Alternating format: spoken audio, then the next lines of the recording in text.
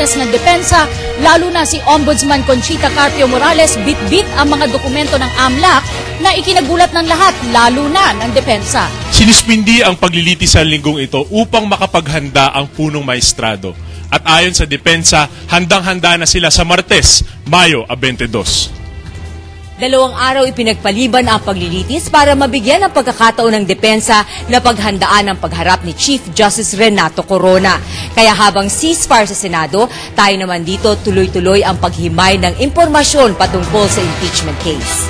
Sa loob ng 2 oras, tara na at maging saksi sa mga impormasyon, kaalaman hinggil sa impeachment trial ni Chief Justice Corona, ang pagharap ni Chief Justice mismo at yung mga kaganapan sa linggong ito. Yan ang pag-uusapan natin sa programa. Ang Paglilitis, Katarungan para sa Bayan.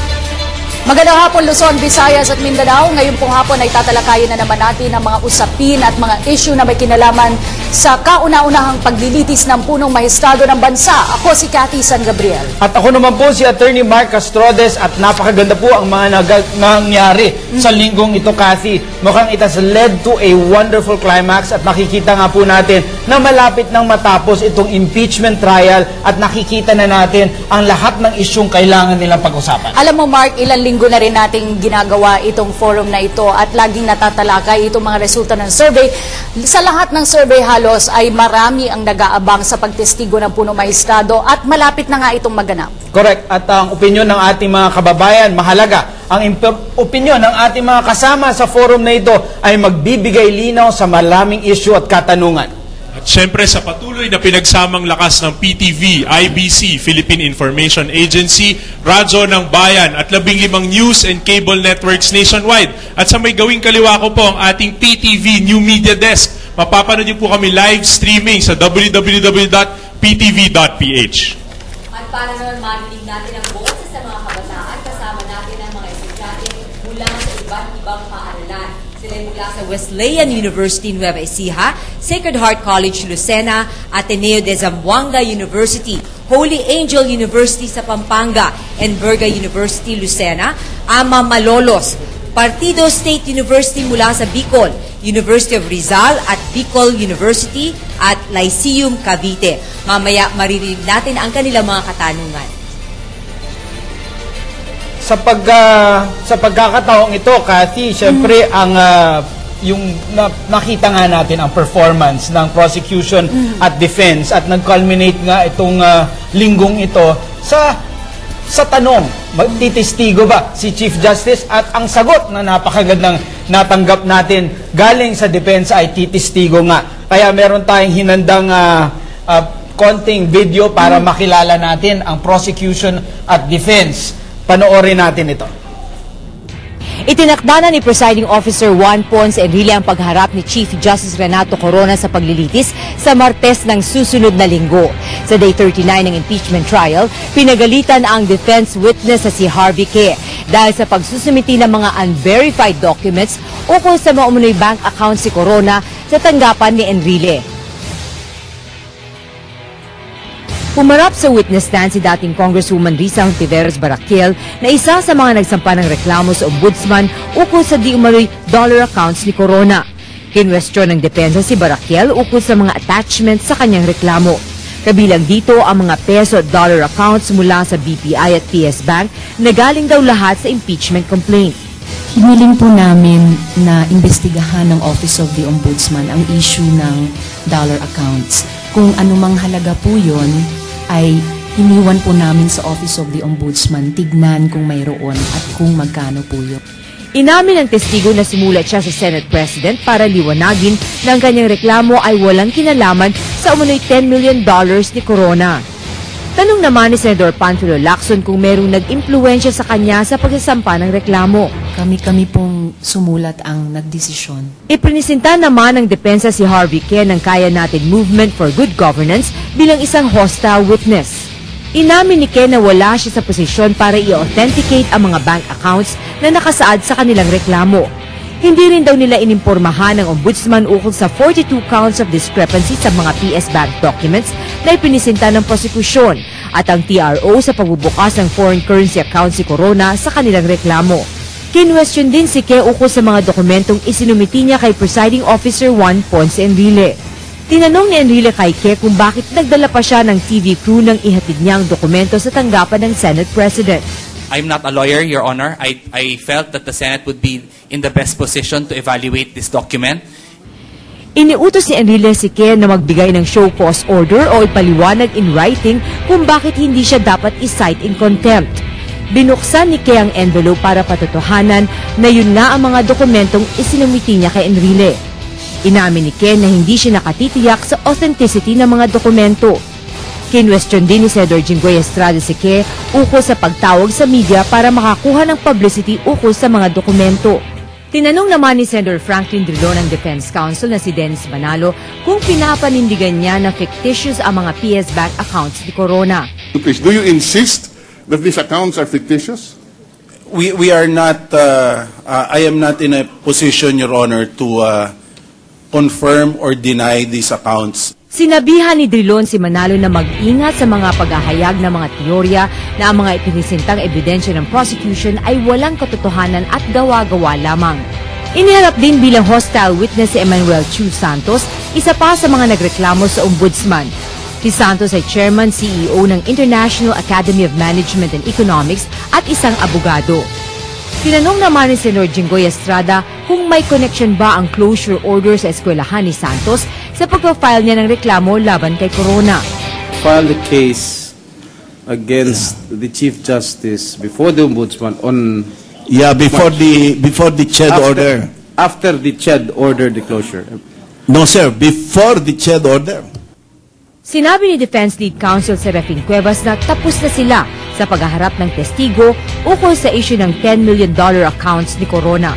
Iniutos si Enrile sa Clerk of Court na kumuha ng kopya ng PowerPoint presentation sa Ombudsman. Hiniling ng depensa na sa Martes na sa susunod na linggo, humarap si Corona para mapag-aralan ang maraming dokumentong may kinalaman sa kaso, pati na ang PowerPoint presentation ng Ombudsman. May I request that, therefore, we be allowed to present the Chief Justice on Tuesday? No, Monday. The matters presented in the report of the Ombudsman are quite voluminous. All right, so that you will not think that we are biased against him, granted. Thank you very much, Mr. President. But there will be no further postponement. Sinabi ng depensa na ang natitira na lamang lang testigo ay ang punong mahistrado. Sinabi ni Enrile na bibigyan ng tig-isang oras ang bawat panig na magpresenta ng kanilang oral arguments. Hiniling naman ng depensa na bigyan sila ng pagkakataon na magbigay ng rebuttal pagkatapos ng closing statement ng prosekusyon. Hindi pa natin tiyak kung gaano katagal mananatili sa witness stand si Chief Justice Renato Corona, pero nais ng korte na matapos ang paglilitis ng May 31 para maumpisahan na ng mga senator judges ang kanilang deliberasyon. Mula dito sa Senado, ako po si Veronica Baluyot Jimenez.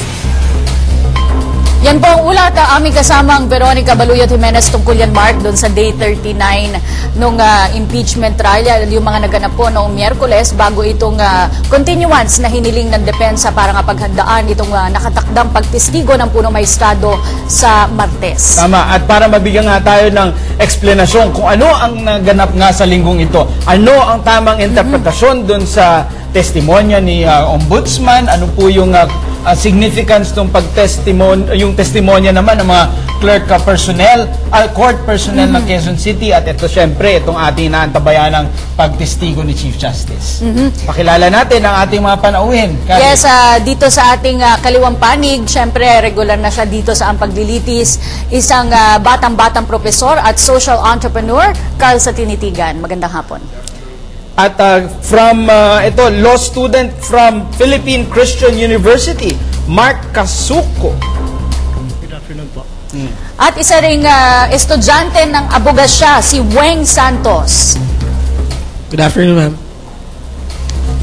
At ito, nagiging paborito ko na itong komentaristang legal sa telebisyon, Attorney Jen Atienza from Abisado Atienza and Ghana Law Office. At syempre, ang ating paboritong historian, Oh, yes. hindi niya suot ngayon ang kanyang trademark na sombrero. Hindi, Pero nasa tabi naman niya. Xiao Chua.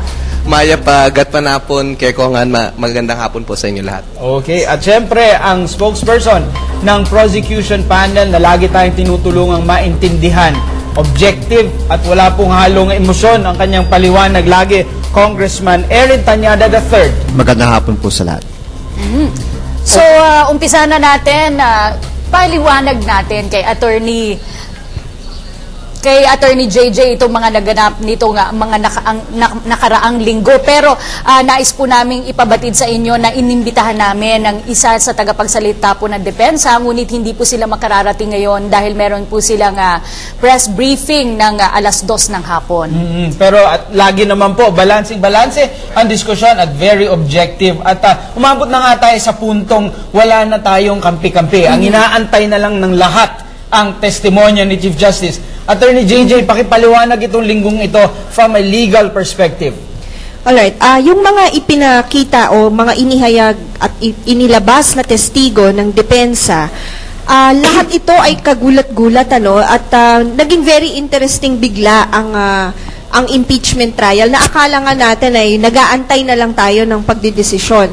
Subalit, kagulat-gulat na ipinatawag nila si Ombudsman Conchita Carpio Morales, sina Harvey K. at iba pang court personnel. Lahat ito, parang lahat gusto yata nilang i-brand as hostile witness at gusto nilang palabasin na lahat ng inaakusa nga kay Chief Justice ay walang katotohanan at parang gusto nilang ipalabas ngayon sa taong bayan na kaya namin inilalabas ang witness na ito ay para ipakita sa inyo na halatang-halata na may kampihan na nangyayari. So, ang sa atin, kagulat-gulat lang yung mga sumunod na pangyayari dahil hindi natin inakala na ang ombudsman ay lalabas doon para iliwanag rin sa taong bayan yung tungkol sa 3 complaints na na-receive ng ombudsman sa kanilang opisina regarding yung mga unexplained accounts daw ni CJ.